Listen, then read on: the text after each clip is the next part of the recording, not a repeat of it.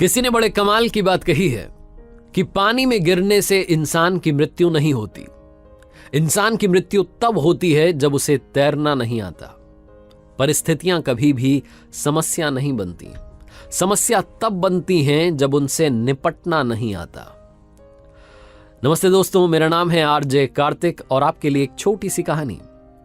ये कहानी एक दिव्यांग राजा की, जिसके राज्य में कहीं कोई समस्या नहीं थी। सब लोग खुश थे, ऊपर वाले को धन्यवाद करते थे कि इतने अच्छे राजा साहब आपने हमारी जिंदगी में भेजे।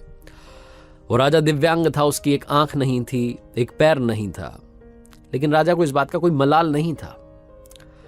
एक दिन राजा अपने महल की गैलरी में घूम रहा था, उस गलियारे में घूम रहा था और पोर्ट्रेट्स देख रहा था। जो शानदार पेंटिंग्स लगी थी उनको देख रहा था।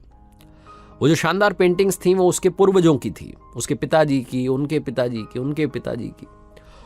और राजा घूमते घूमते उन पेंटिंग्स को देखते देखते, निहारते हुए सोच रहा था कि कितने शूरवीर खानदान में मुझे जन्म लेने का मौका मिला। ऊपर वाले का धन्यवाद है, मेरे पिताजी इतने शूरवीर थे, उनके पिताजी इतने शूरवीर थे। वो देखता चला जा रहा था और जब आखिरी पेंटिंग को देखा और उसके बाद में खाली जगह को देखा तो चिंता में पड़ गया। उसे मालूम था कि अब यहां पर जो पेंटिंग लगेगी वो उसकी लगेगी। इस बात की चिंता नहीं थी कि वो मरने वाला है या मर जाएगा, मरना तो सबको है। चिंता इस बात की थी कि वहां जो पेंटिंग लगेगी वो कैसी लगेगी। राजा सोचने लगा कि मेरी एक आंख नहीं है, एक पैर नहीं है, इस गलियारे में इतनी शानदार पेंटिंग्स लगी हैं, मेरी वाली सबसे खराब लगेगी, सबसे भद्दी लगेगी। उसके अंदर ही अंदर चिंता होने लगी। तो राजा ने सोचा कि मेरे मरने के बाद में ना जाने कैसी पेंटिंग बने। एक काम करता हूं, मैं जिंदा हूं, इसी बीच में एक शानदार सी पेंटिंग बनवाता हूं, ताकि कम से कम ये तो सुकून रहे कि मेरी अच्छी पेंटिंग यहां लगेगी। तो उस राज्य में ऐलान करवा दिया गया, पेंटर्स को न्योता दिया गया कि आप आइए और राजा साहब की तस्वीर बनाइए। शानदार तस्वीर बनाएंगे, शानदार इनाम मिलेगा।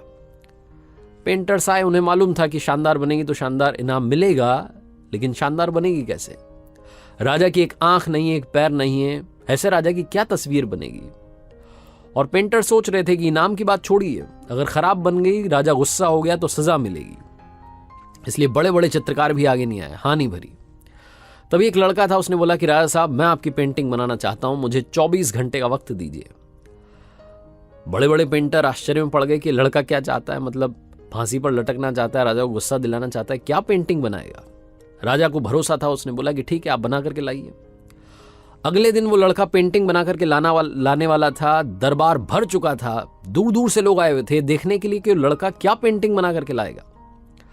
और लड़का जब वो पेंटिंग बना करके लाया राजा की, तो हर कोई ताली बजाने लगा, सीटी बजाने लगा।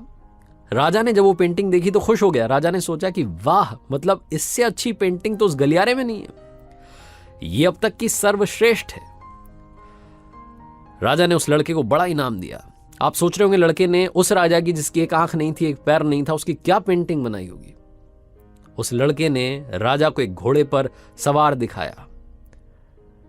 एक साइड से वो तस्वीर थी जिसमें एक पैर दिख रहा था, राजा तीरंदाजी कर रहा था, निशाना साध रहा था। और जब निशाना साधते हैं तो एक आंख बंद हो जाती है, एक आंख बंद थी, वही वाली आंख बंद थी जो राजा की नहीं थी।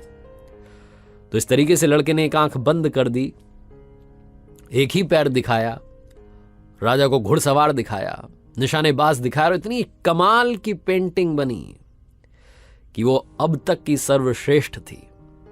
उस लड़के के सामने भी चुनौती थी, संकट था, लेकिन उसने सकारात्मकता का साथ नहीं छोड़ा, पॉजिटिविटी का साथ नहीं छोड़ा। जिंदगी में चाहे जो संकट आ जाए, एक वैक्सीन की डोज हमेशा लगा करके चलिएगा।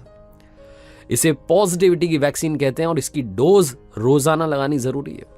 जिंदगी में चाहे जिस मुकाम पर आप हों, जिस संकट में आप फंस जाएं, जिस भी स्थिति में आप हों, अगर आपने पॉजिटिविटी की वैक्सीन लगा रखी है तो यकीन मानिए आप उस संकट से बाहर निकल आएंगे।